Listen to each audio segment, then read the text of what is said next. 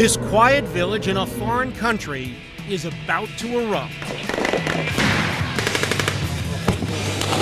American soldiers suddenly appear, rushing the buildings. They find the enemy inside.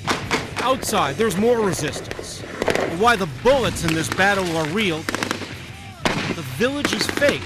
The enemy, a computer-controlled dummy. And scenes like this, designed to replicate Iraq and Afghanistan, are taking place instead in Fayetteville, North Carolina, home to the Army's Fort Bragg. The call came and, we're standing up to it. It's what we signed up for. For the past month, Bragg has been home to these Virginia National Guard troops here practicing night patrol. Watch this structure there, this structure over here. They're among nearly 600 members of the 3rd Battalion of the Guard's 116th Regiment. The soldiers from units in Manassas, Woodstock, Warrenton, and Leesburg have been called to active federal duty for the first time since World War II. Do that later. Spread out now. They do not know yet when or even if they will be deployed overseas.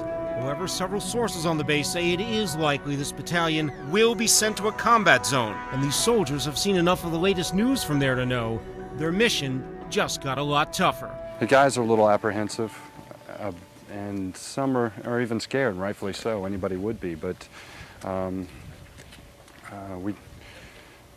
they're professionals, so they'll handle it. To make sure they can, the Army is putting the Guard through mock combat, throwing in surprises along the way. In this scenario, a squad from Company B of the Virginia troops is about to encounter the enemy. They don't realize it yet, but they're going to encounter these two gentlemen from the Minnesota National Guard who are playing the opposing force. They're going to fire on them as soon as they come into view. The troops spot the enemy. The attack begins.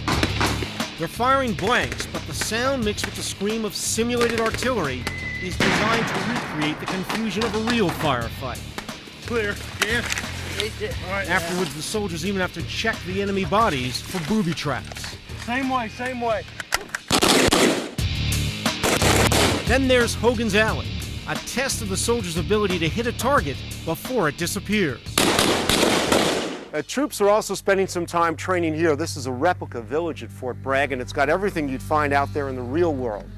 Gas station with some pumps. Behind me is City Hall. There's housing back there. Even a burnt-out car, different businesses of all sorts. Now, no one is saying specifically this is supposed to be a village in Iraq, but it's hot, it's dry, it can get pretty dusty.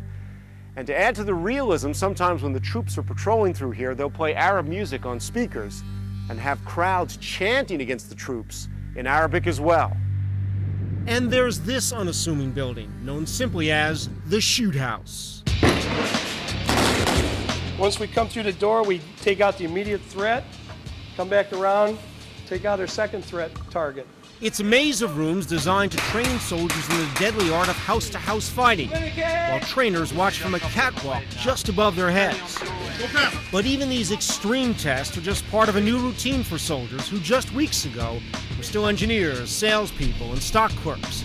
These days, they begin before sunrise with calisthenics and end way after sunset when they move out. You had to say goodbye to your wife, and, was that tough?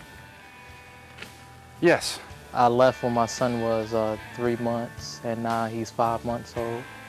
So I didn't really get to spend a lot of time with him. Still, they say this is what they signed up for.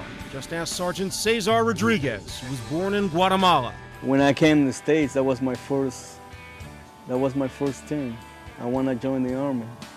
And I got my citizenship, and I'm American now. And ready with his fellow Virginia Guardsmen for a call to duty in harm's way.